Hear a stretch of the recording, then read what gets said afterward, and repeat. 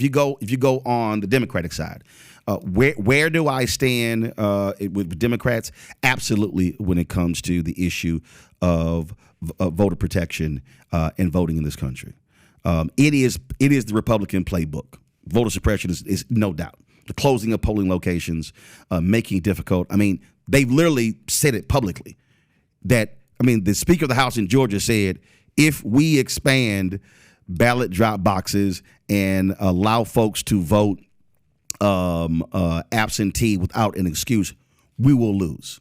Now, my whole deal is, how can you walk around with troops and go, oh, democracy, and they're fighting for our values and it's the right to vote? No, every politician should want everybody to vote.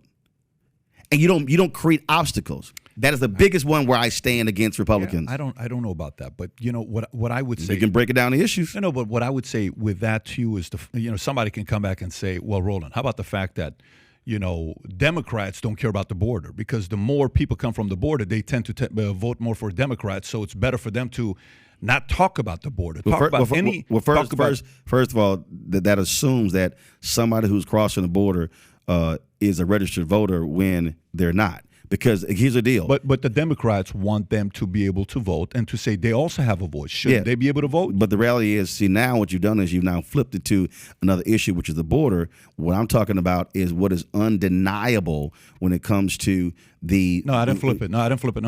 Because it's not nothing to do with the border. I didn't flip it.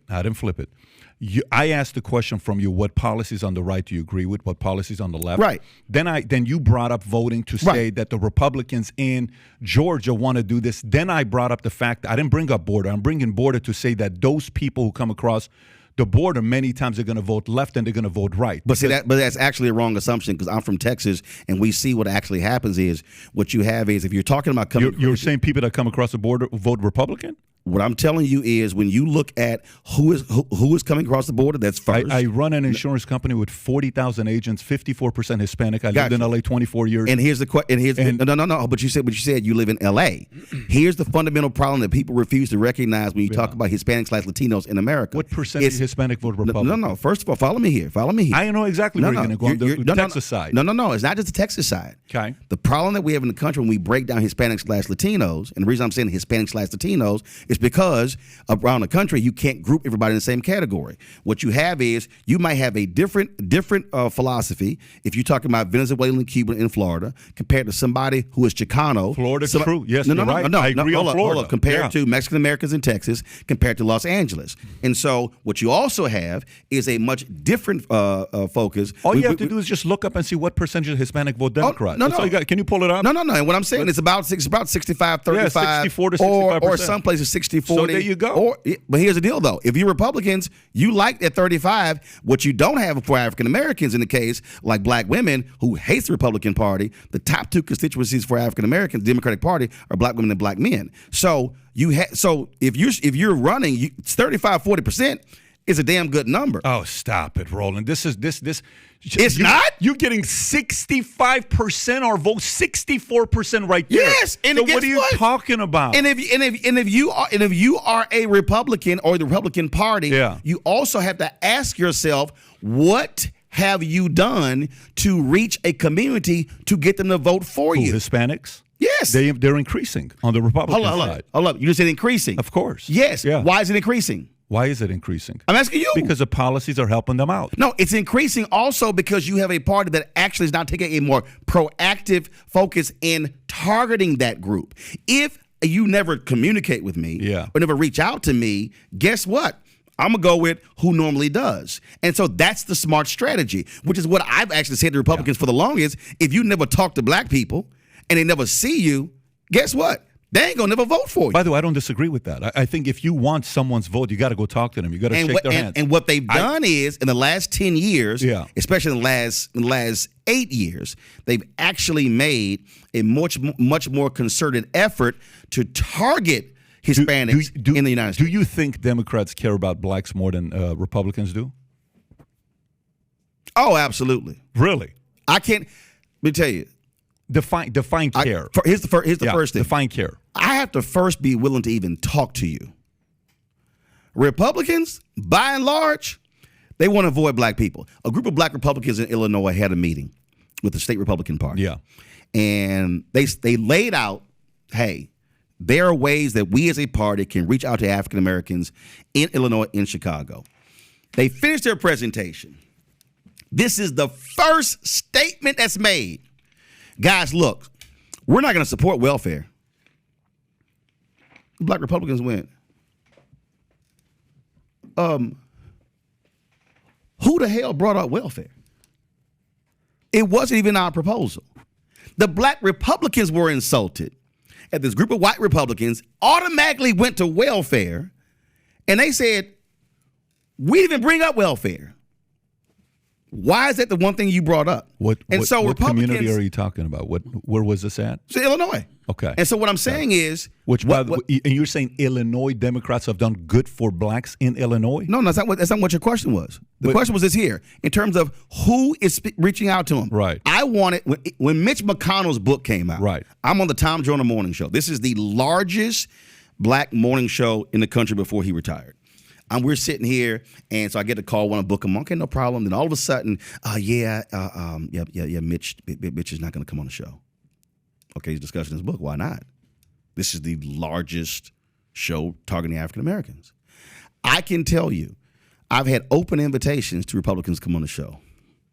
When Allen West was in Congress, I told him about it. Allen was like, "Are you serious?" Allen tells his press secretary. Allen would show up. He was on the show. Yeah, he was on the show. Allen well, no not always, because I called him live on the air one day. He hung up. I don't know if you're respectful to him or not. I can tell you, Allen will show up anywhere. No. Allen, right. Well, not always. But Allen was respectful. He's a gamer. But, he's not afraid. Right, but not always.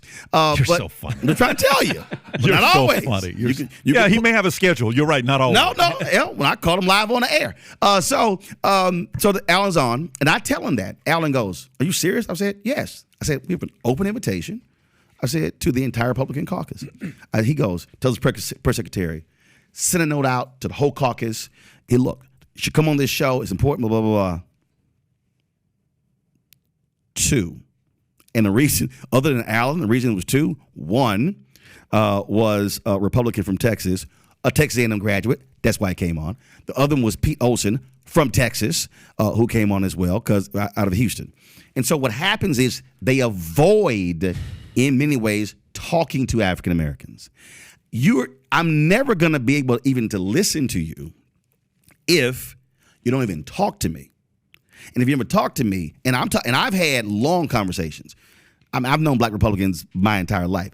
The frustration they have, you go back to Jackie Robinson and Nixon in 1960, the frustration that they have is here they are talking about being black conservative and being Republican, and the pushback and the hell they get from their own. I'm talking about, we've had like serious conversations, and we're talking about individuals who have been cabinet secretaries, who have been in many layers, who are millionaires, who are donors, and they express how it drives them crazy when they do it. That was Michael Williams, who worked in the Reagan Bush administration, very good friend of mine. He was going to have a fundraiser at his house, and there was a guy running for Congress against Martin Frost in Texas, and he was campaigning. He brought J.C. Watts in and everything, and at the time, he had these black church burnings. And so Michael calls him up, and Michael said, "Hey, I think the candidate should release a statement with regards to these burning of black churches." Yeah. And they go, no, we're not going to do that. That's pandering. Michael said, "I'm sorry, wait a minute. But y'all brought Congressman J.C. Watts in to tour with you to black churches on Sunday." He's like, "What the hell do you call that?" So Michael's wife, Donna said, because they went to a fundraiser at Michael and Donna's house. Donna said, "Ain't no man who's unwilling to speak against the burning of black churches welcome in my house. You let them know, no statement, he will not step foot in this house for a fundraiser." You still haven't answered my question. I'm laying out to you examples the answer of to the how question, Republicans won't even talk. So therefore, the only place who we can talk to you is Democrats, and that's one reason why Republicans have largely lost. So that is your okay. So let's say that's true. Let's say no, it's not. For you, it is. I've been black for 54 years, and I have I have run black-owned media outlets. getting Republicans to even talk to black people, show up at forums. My parents were founders of a civic club. I'm telling you, not my opinion, what I've literally experienced and what black Republicans and even what I've had conversations about this with white Republicans. But I got a follow up for you. So, in other words, Democrats are only ones that had the votes of blacks since 1964, okay? 88% was 94% in 64. It flipped in 64. And it's now 88%, 86%, 90%, right? Yep. So if blacks have had, if Democrats have had that vote since 64, that's 60 years, 59 years to be exact. How come blacks haven't made major progress if Democrats care about blacks as much as they do? Well, first of all, that's an actually flawed question, because when you say haven't made major progress. What kind of progress have they made? No, let me unpack. I would love to hear that. So when you look at what you coming out of 1960s, then you go to 1970s, when you begin to see your first wave of black mayors across the country, Marion Barry in D.C., Maynard Jackson in Atlanta, Coleman Young in Detroit. Of course, previously you had Gary Hatcher in Gary, Indiana. What you saw for the first time was African Americans being able to access economic capital in this country. Maynard Jackson gets elected in 73. African Americans were receiving 0.0012% of all city contracts in Atlanta. I didn't say 1%. I didn't say 0.5%. I didn't say 0.12. They were 0.0012% of all city contracts. Maynard Jackson comes in. He says, ain't going to happen, not when you have a city that the significant number of African Americans. The reason Atlanta is called the Black Mecca today, because economically, you're part of that particular process. When you talk about Prince George's County being called today the richest black county in the country based upon home values, a lot of that is because of, again, contracting opportunities that came when Marion Barry was mayor, and then coming out of that. Now, what you have, and when you're talking about the black community, and when you're looking at overall, you have to look at the fact of the matter is this here. African Americans have been technically fully free Americans for only 53 years. 53.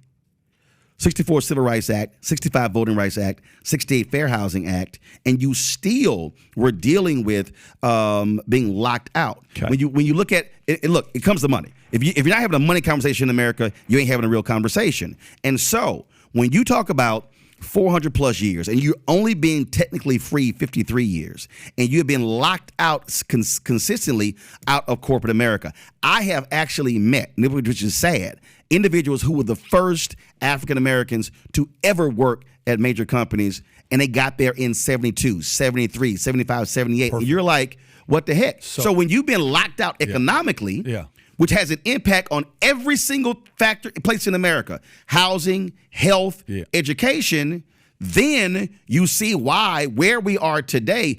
But has there been progress? Yes. Has there been enough progress? No. Roland. So if you like this clip and you want to watch another one, click right here. And if you want to watch the entire podcast, click right here.